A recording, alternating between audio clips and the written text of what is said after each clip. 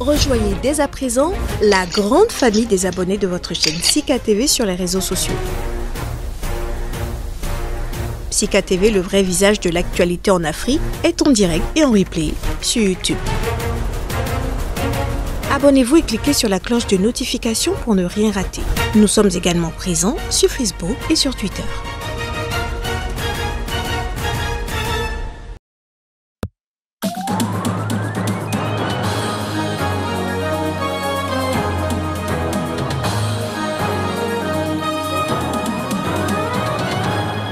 Quarantaine de gendarmes et policiers ivoiriens poursuivis pour raquettes sur les routes seront jugés en octobre.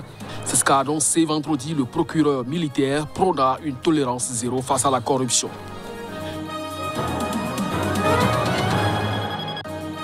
9 civils ont été tués, 23 blessés dans une récente frappe aérienne au Nigeria selon un premier bilan officiel. Les autorités politiques et militaires ont dit ouvrir une enquête à cet effet. En Éthiopie, une situation dans le nord embarrasse le PAM. L'organisation attend toujours le retour de centaines de camions ayant transporté l'aide alimentaire au Tigré. La région est en proie à la guerre depuis novembre. C'est là le sommet de cette édition. Bonsoir à chacun, bonsoir à tous et bienvenue. Une quarantaine de gendarmes et de policiers ivoiriens poursuivis pour raquettes sur les routes seront jugés en octobre prochain. C'est ce qu'a annoncé vendredi le procureur militaire prônant une tolérance zéro face à la corruption des forces de l'ordre dans les pays. Reportage. Nous n'allons plus tolérer certaines choses. Nous allons désormais rentrer dans la phase de la sanction et de la répression dès la rentrée judiciaire. Le tribunal militaire a déjà programmé le jugement de 43 policiers et gendarmes pour raquettes sur les routes, a déclaré à l'AFP le général Ange Kessi, commissaire du gouvernement chargé de poursuivre les militaires qui ont enfreint la loi. Pour lui, si les agents d'application de la loi ne sont pas intègres et foulent au pied le droit, ils ruinent la confiance de nos concitoyens en sa police et en sa gendarmerie. Ce procès se tiendra dans le cadre des opérations coup de poing contre la corruption dans les services publics, lancées ces derniers mois par le ministère de la Promotion de la bonne gouvernance et de la lutte contre la corruption. Le message, c'est « Attention à la fraude, attention aux raquettes ». L'État vous voit, avait déclaré mardi le ministre Zoro Epifane Ballo en dévoilant ces opérations. Des commerçants se sentent surtaxés et affirment que l'argent va dans les poches des forces de défense et de sécurité qui ont dévoyé leur mission, a martelé le ministre vendredi lors d'une conférence de presse commune aux côtés du général Kessi. Il faut que nos forces de défense et de sécurité sachent qu'elles sont commises à la restauration de la confiance entre la population et l'État et entre l'État et ses partenaires au développement, a-t-il ajouté. Selon l'indice de perception de la corruption de Transparency International, la principale organisation non gouvernementale de lutte contre la corruption dans le monde, la Côte d'Ivoire a amélioré sa performance depuis 2013 et se classe au 104e rang sur 180 pays. Mais selon une enquête réalisée en 2017 par Afrobaromètre, un Ivoirien sur deux déclarait payer des pots de vin aux agents de police ou de gendarmerie pour éviter des problèmes. 1 sur 3 payait les agents de l'administration pour se faire délivrer des documents. Et 2 tiers considéraient que signaler un cas de corruption était dangereux du fait du risque de représailles.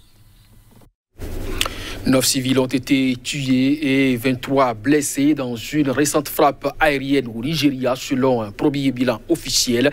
Les autorités du pays enquêtent à propos selon donc les informations disponibles. Reportage.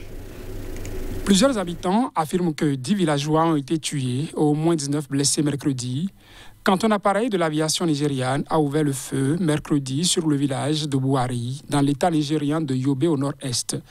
L'armée de l'air nigériane a reconnu jeudi avoir envoyé la veille un avion dans cette zone longeant la frontière entre le Nigeria et le Niger pour répondre à des activités terroristes présumées. Sans donner de bilan, elle a dit enquêter sur des affirmations faisant état de civils tués par erreur. 9 personnes ont été tuées, a déclaré vendredi le chef de l'agence de gestion des crises de l'état de Yobe, Mohamed Gogé, au lendemain d'une visite du village de Bouari. Au moins 23 personnes ont été blessées, a-t-il ajouté, des hommes, des femmes et des enfants. 2 blessés dans un état critique ont été transportés dans un hôpital de la capitale de l'État, Damaturu, a-t-il précisé. Il a expliqué aussi que ses services avaient commencé à réparer le seul puits du village, alimenté par l'électricité solaire et détruit par la frappe aérienne. Le Nigeria combat depuis 12 ans une insurrection djihadiste qui a fait au moins 40 000 morts et 2 millions de déplacés et s'est étendue au Niger, Tchad et au Cameroun voisin.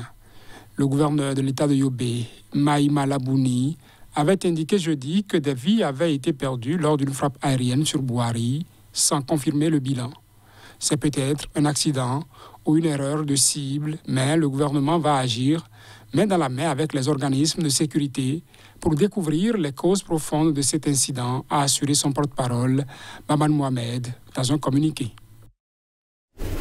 En Éthiopie, une situation dans le nord du pays embarrasse le programme alimentaire mondial.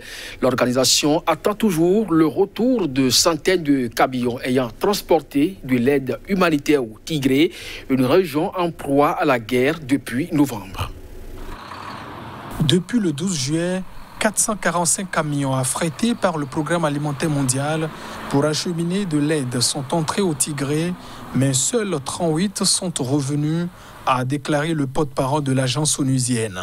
Pour le moment, c'est le principal obstacle à l'acheminement de l'aide humanitaire vers le Tigré.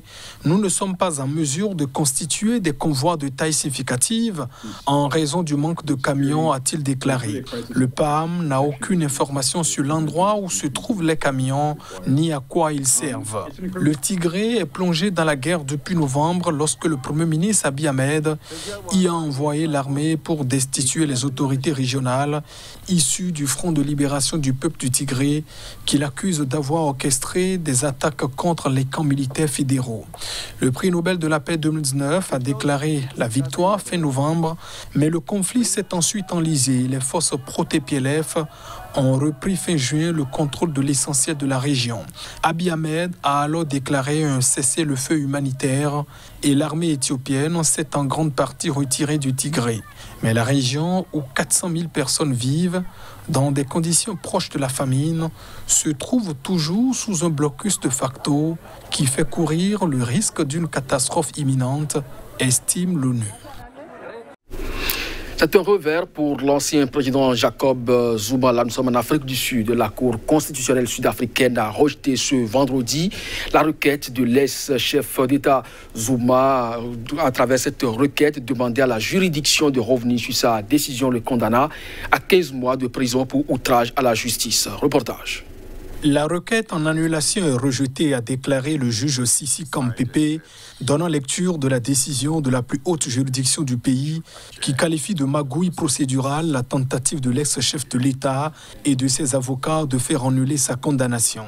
La majorité des juges rejette catégoriquement toute idée que les plaignants puissent être autorisés à massacrer à leur gré une procédure judiciaire qui, à tous égards, s'est déroulée avec le plus haut degré de régularité, a poursuivi le juge. Cette confirmation de la condamnation de Jacob Zuma ne remet pas en cause la libération conditionnelle dont il a bénéficié pour des raisons médicales début septembre. Incarcéré en juillet pour avoir obstinément refusé de comparaître devant une commission d'enquête sur la corruption d'État sous sa présidence, Zuma, âgé de 79 ans, est en liberté conditionnelle pour raisons médicales depuis début septembre. Hospitalisé depuis août hors de la prison dans laquelle il avait commencé à purger sa peine, il a subi une opération dont les raisons n'ont pas été dévoilées. Parallèlement, la reprise de son procès pour corruption a été repoussée au 21 et 22 septembre dans l'attente de nouvelles conclusions sur son état de santé. Deux projets de loi d'amnistie pour les coups d'État d'août 2020 contre le président Ibrahim Boubacar Keïta, puis de mai 2021 contre le président de transition Banda, ont été adoptés jeudi. C'est une information qui a été donnée à la fois par des sources gouvernementales et parlementaires. Les détails. Ces projets de loi ont été votés par le Conseil national de transition, CNT, qui tient lieu de Parlement par 99 voix pour, 2 voix contre et 2 abstentions, a annoncé le ministère de la Justice dans un communiqué.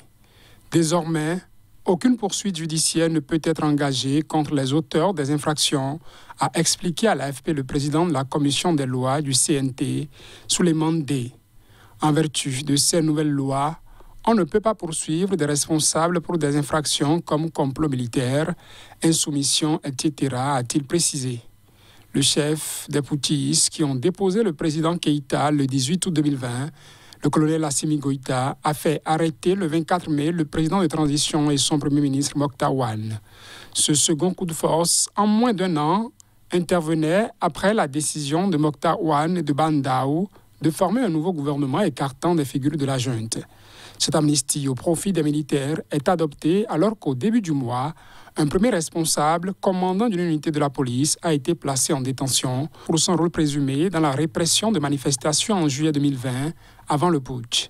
Il s'agit du commissaire Oumar Samaké, chef de la force spéciale antiterroriste Forsat. Le 10 juillet 2020, après des semaines de mobilisation contre le président Keïta, une manifestation avait dégénéré en plusieurs jours de troubles à Bamako. L'opposition avait fait état de 23 morts et l'ONU de 14 manifestants, dont 2 enfants tués pendant la répression. Aux États-Unis, une mystérieuse affaire tient en haleine le pays. Un influent avocat américain dont la femme et le fils ont été tués s'est rendu à la police de Caroline du Sud. Il a été inculpé de fraude à l'assurance et de faux témoignages pour avoir organisé sans succès son propre meurtre. Les récits. Au cœur d'une affaire à tiroir qui tient les États-Unis en haleine, Alex Murdaugh, âgé de 53 ans, s'est rendu à la police de Caroline du Sud jeudi matin. Quelques heures plus tard, une juge l'a remise en liberté conditionnelle contre le versement d'une caution de $20 000. L'avocat nie toute responsabilité dans la mort de son épouse et de son fils Paul, un étudiant de 22 ans, qu'il a découvert criblé de balles le 7 juin devant le pavillon de chasse familiale. Mais il reconnaît avoir demandé à un ancien client de l'abattre afin que son dernier fils, encore en vie, touche $10 millions d'assurance vie. Le tireur l'a blessé à la tête le 4 septembre, mais l'avocat a survécu. Lors de l'audience jeudi, son conseil a assuré qu'il souffrait depuis 20 ans d'une grave addiction aux opiacés.